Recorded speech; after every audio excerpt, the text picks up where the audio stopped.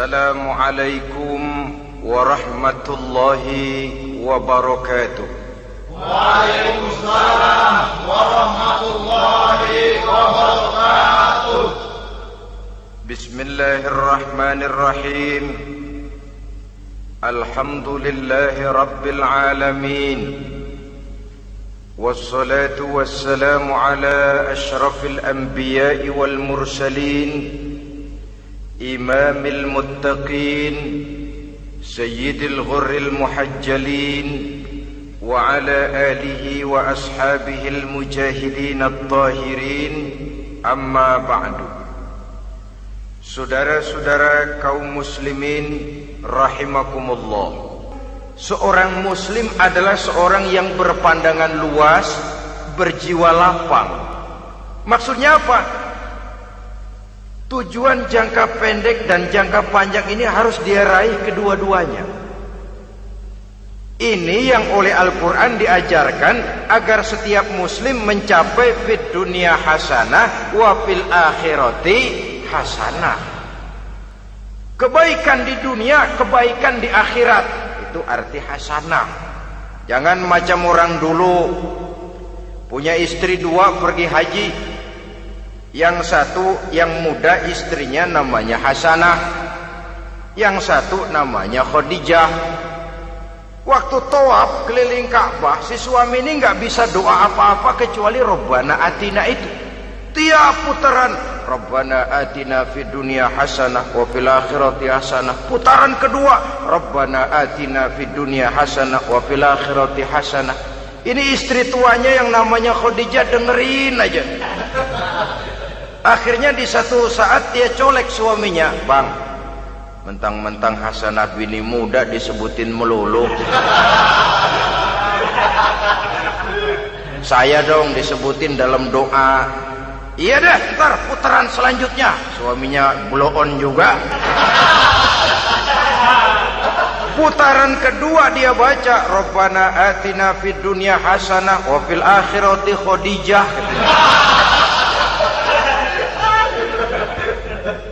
Saudara-saudara, itu makna refleksi daripada doa tadi itu, doa sapu jagat.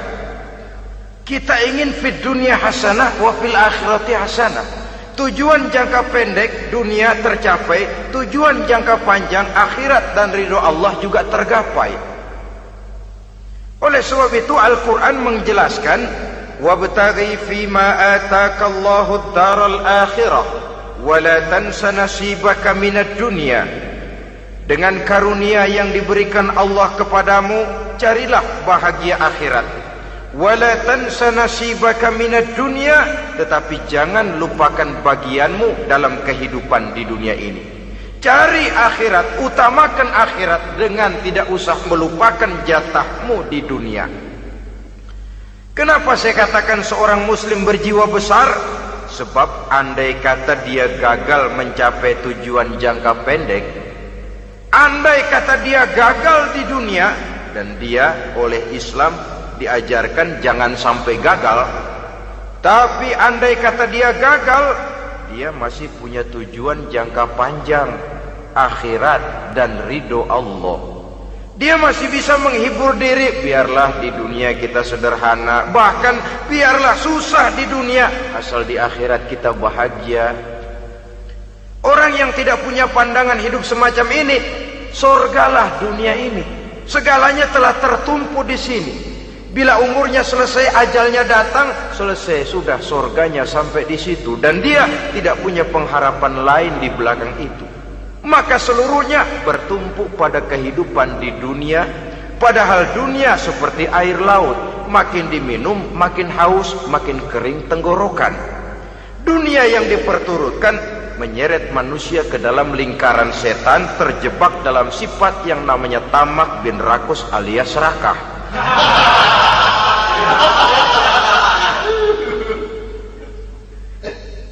Andai kata dia gagal untuk tujuan jangka pendek, dia masih punya tujuan jangka panjang, akhirat.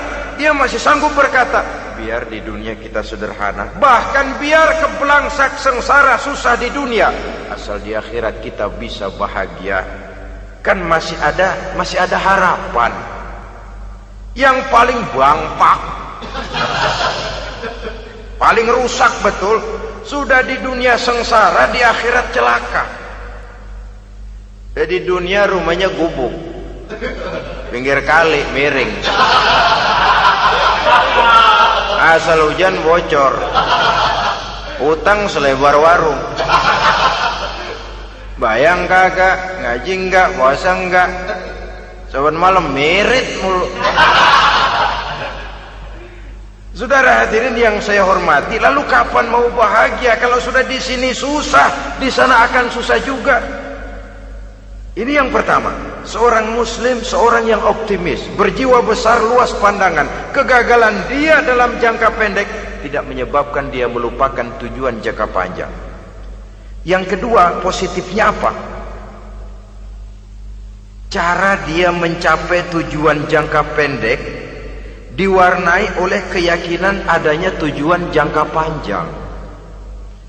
Dia memang benar cari harta, tapi karena dia yakin ada akhirat, Allah ridho apa tidak. Ini positifnya.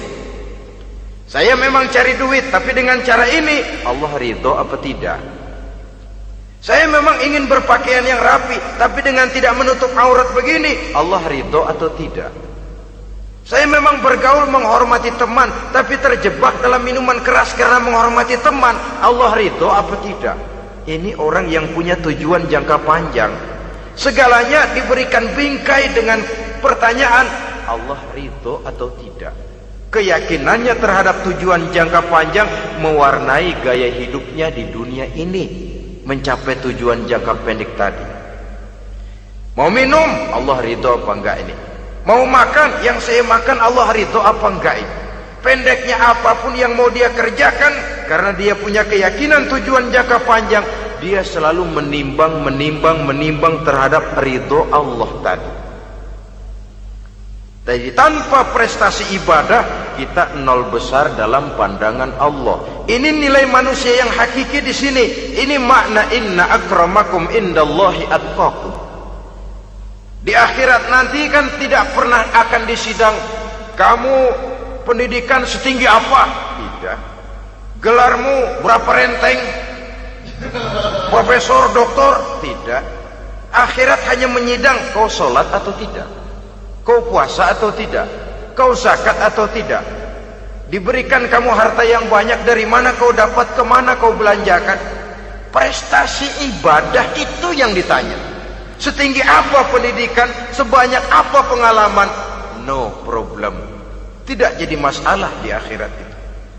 Prestasi ibadah itu yang akan kita persembahkan di hadapan Allah. Itu makna inna akramakum indallahi atqakum. Kerbau dinilai dari dagingnya, makin gemuk makin mahal harganya. Tapi ada perkutut lebih mahal dari kerbau. Perkutut itu mahalan mentahnya loh daripada matangnya. Karena harga perkutut pada suaranya. Lalu di mana harga manusia yang paling gemuk? Tidak. Suaranya, oh kalau manusia dinilai dari suaranya, barangkali Madonna nomor awal masuk surga. Hanyalah dengan prestasi ibadah kita bisa mencapai tujuan jangka panjang, akhirat dan ridho Allah. Nah baiklah ya, kalau sudah jelas bahwa kita punya dua tujuan jangka hidup, jangka pendek dan jangka panjang, bagaimana Islam mengajarkan kita meraih dua ini? Pada prinsipnya Islam mengajarkan sistem keseimbangan.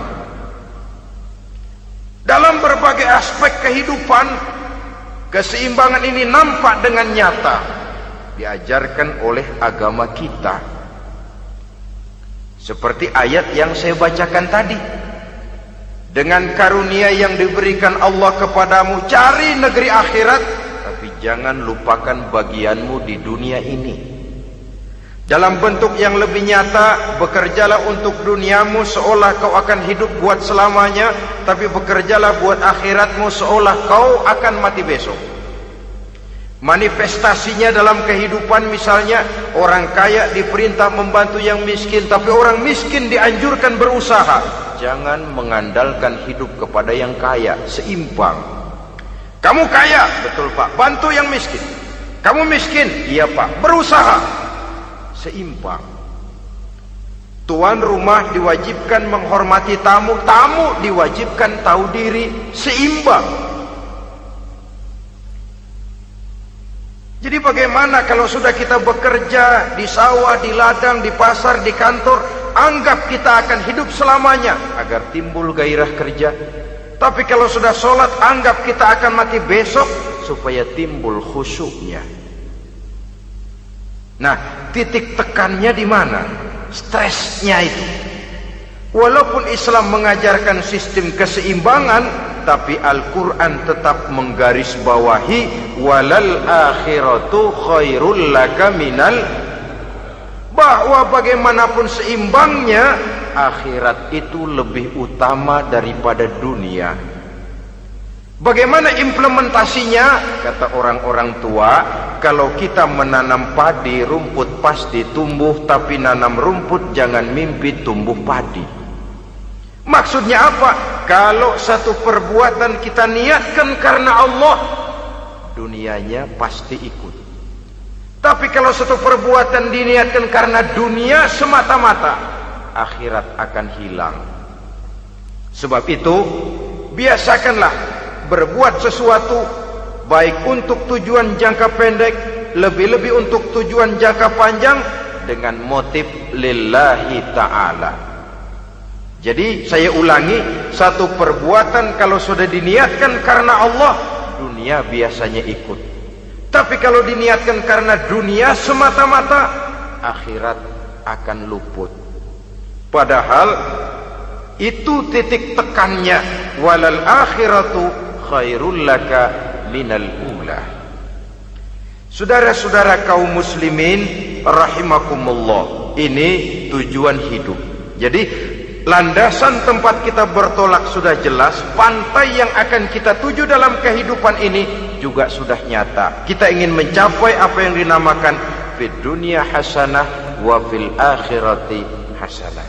Untuk itu perlu ada keseimbangan, tetapi titik tekannya tetap akhirat lebih utama daripada kehidupan dunia ini.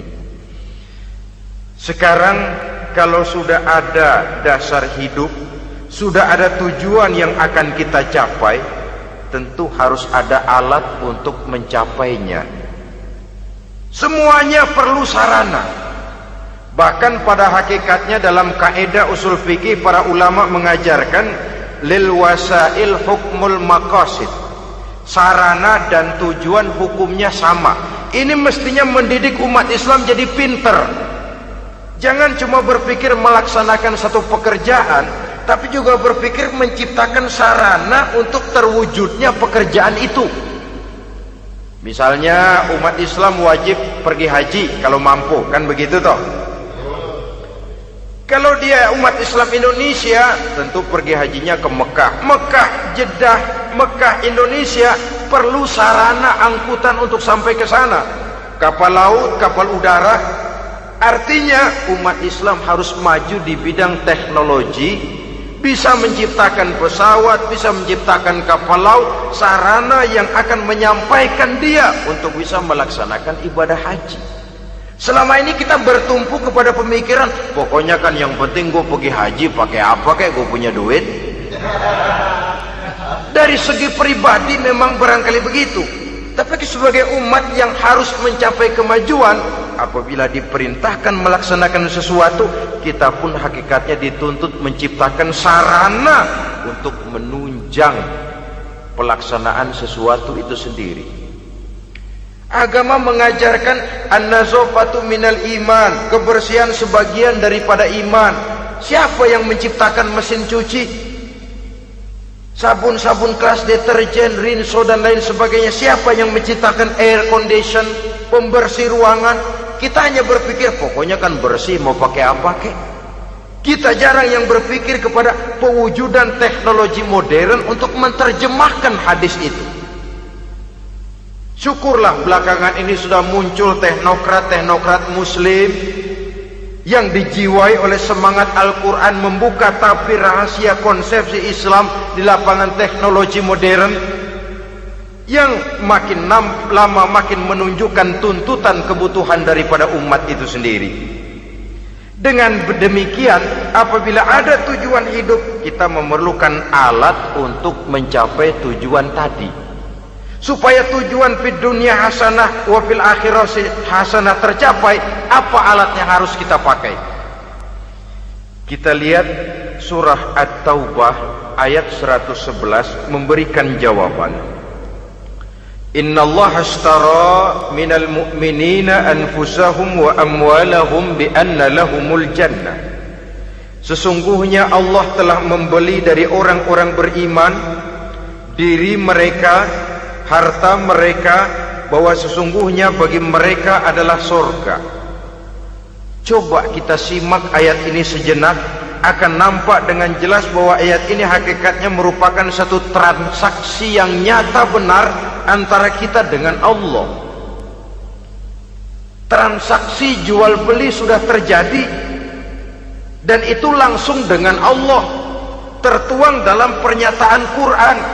Pembeli Allah, penjual kita orang-orang beriman, dagangannya adalah anfus dan amwal, harganya adalah surga. Itu sudah tanda tangan pernyataan kita siap jual beli ya Allah. Apalagi baiat kita apa? Inna solati wa nusuki wa mahyaya wa mamati lillahi rabbil alamin. Solatku, ibadahku, hidup dan matiku cuma untuk Allah Tuhan seluruh sekalian alam. Minimalnya 5 kali sehari semalam baiat ini kita ulang dan kita ulang. Kenapa lalu kita tidak konsekuen? Dalam konteksnya dengan persoalan, maka alat hidup kita itu ada 2. Pertama, anfus. Ini bentuk mufrad dari jamaknya, bentuk jamak dari mufrad nafsun.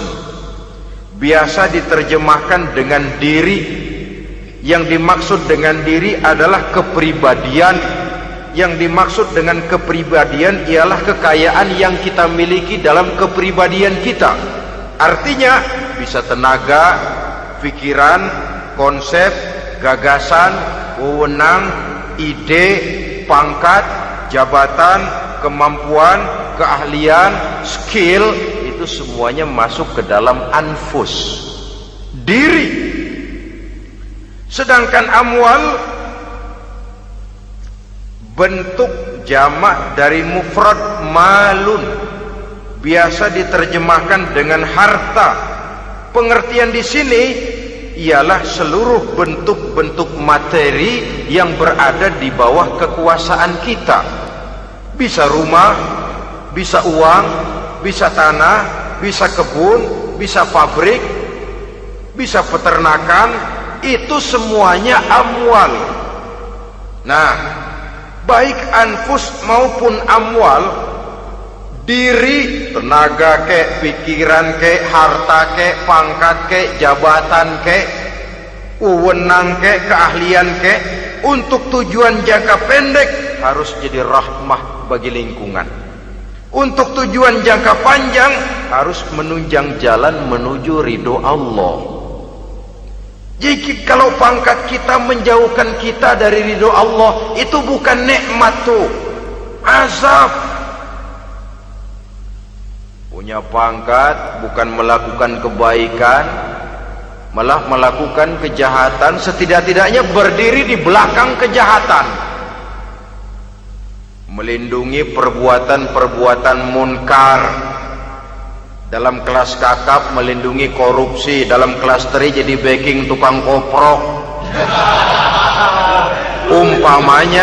Umpamanya itu sudah menyalahi. Alat tidak digunakan untuk mencapai tujuan, itu untuk tujuan jangka pendek. Lalu amwal, harta, uang, tanah, rumah, kebun, untuk tujuan jangka pendek harus menjadi rahmah bagi lingkungan. Sedang untuk tujuan jangka panjang baik diri maupun harta, harus menunjang jalan menuju ridho Allah, harus meningkatkan prestasi ibadah kita kepada Allah Subhanahu wa ta'ala. Malah yang namanya amwal ini tanggung jawabnya lebih berat loh saudara. Kalau saudara diberikan ilmu, sidang akhirat cuma satu, ilmumu kau amalkan untuk apa? Saudara diberikan umur panjang, pengadilan akhirat cuma bertanya satu, umurmu kau habiskan di mana? Tapi saudara diberikan harta, pertanyaan akhirat dua, hartamu kau dapat dari mana? Kau belanjakan kemana? Dari mananya dan kemananya ditanya, depan belakang. Wah, kadang-kadang kan ada orang hartanya didapat dari jalan yang halal, dibelanjakan di jalan haram. Kerja peras keringat banting tulang setengah mati, begitu dapat duit beli buntutan, muter-muter kertas cari kode. Didapat dari jalan halal, dibelanjakan di jalan haram, atau didapat dari cara yang haram, dibelanjakan di jalan yang baik. Menang judi, nyumbang pesantren. Nabi mengajarkan innallaha thayyibun la yaqbalu illa thayyib. Allah itu baik dan hanya menerima yang baik-baik saja. Tidak bisa mencuci kain dengan air najis. Kain akan tetap kotor. Saudara-saudara kaum muslimin rahimakumullah. Oleh karenanya masalahnya terpulang kepada kita, pandai-pandailah membagi orientasi. Suatu saat tenggelam kita dalam kesibukan dunia dan seluruh isinya untuk mencapai tujuan jangka pendek. Lain saat tenggelam kita memfanakan diri untuk mencapai tujuan jangka panjang, akhirat dan ridho Allah. Karena kehidupan ini bukan berjalan tanpa batas. Umur ini bukan satu karunia tanpa pertanggungan jawab. Satu saat setuju atau tidak, rela atau terpaksa, kita akan sampai kepada garis finish daripada perjalanan kehidupan dunia ini, yang memang merupakan satu perjalanan panjang, a walking tall, kata orang Kulon. A walking tall, satu jalan yang demikian jauhnya. Entoh kita akan sampai ke garis finish. Bila datang ajal, senja kehidupan datang, malam menyelimuti. Datangnya tidak pernah kita sangka, tapi sekali dia datang, tidak satu kekuatan yang bisa menolak. Kehadirannya tidak pernah kita harapkan, tapi satu kali dia datang bertamu, pasti terjadi. Dan itu pasti akan kita temui. Alangkah malangnya pada saat kembali itu datang, kita tidak punya prestasi ibadah. Lalu apa artinya prestasi dunia? Apa artinya tujuan jangka pendek kalau kita harus kehilangan tujuan jangka panjang? Rumah kita yang besar, pangkat kita yang tinggi, harta kita yang banyak, bisakah menolong kita untuk kalau sudah kumpul di padang mahsyar nanti? Malaikat, jangan gebugin saya, rumah saya harga 2 miliar.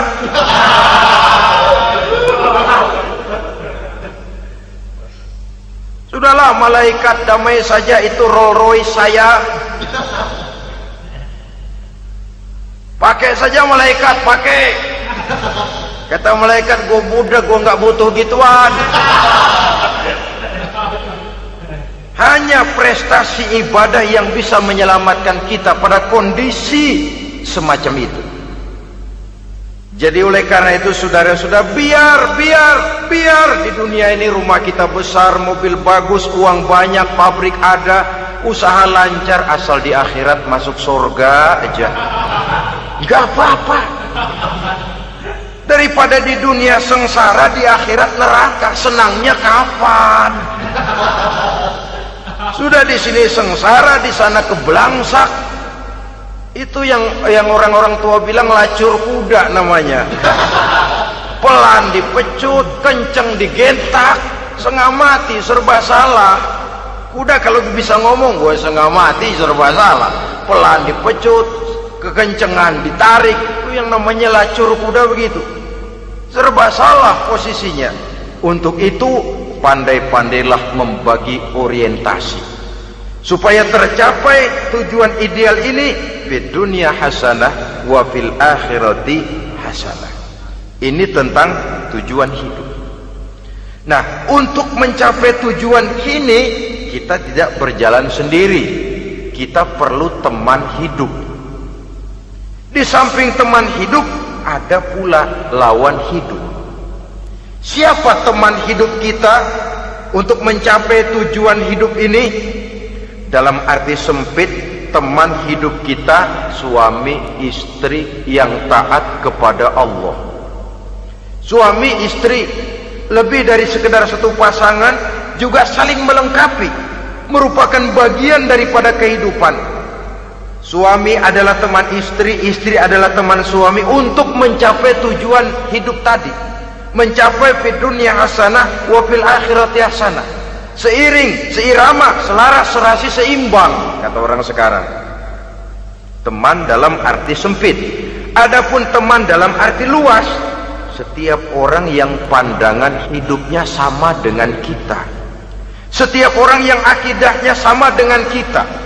Terlepas dari suku bangsa apapun, warna kulit apapun, bahasa apapun, jikalau keyakinannya sama, pandangan hidupnya sama, dia adalah saudara kita dalam artian yang luas.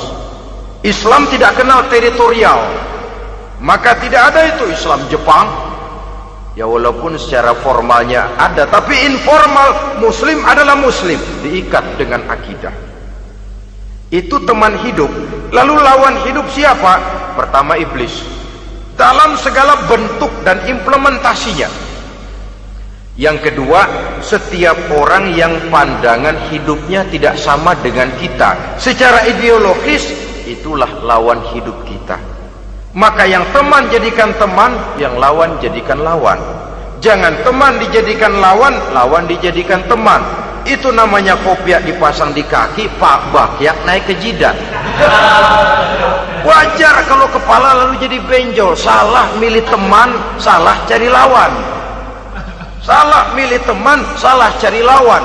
Akibatnya kita yang akan susah di kemudian hari nanti. Saudara-saudara kaum muslimin rahimakumullah, oleh karenanya pandai-pandailah dalam hidup ini. Yang teman jadikan teman, yang lawan jadikan lawan. Kalau lawan kita jadikan teman, sementara teman kita jadikan lawan, dan itu apa yang banyak terjadi dalam praktek kehidupan, kita tidak akan bisa mencapai tujuan. Karena akan tertarung di kaki sendiri. Nah, ini sajalah yang kita bicarakan pada pertemuan kali ini. Mudah-mudahan ada manfaatnya. Terima kasih atas segala perhatian. Mohon maaf atas segala kekurangan. Usikum wa nafsi bitaqwallah. Wassalamualaikum warahmatullahi wabarakatuh. Waalaikumsalam warahmatullahi wabarakatuh.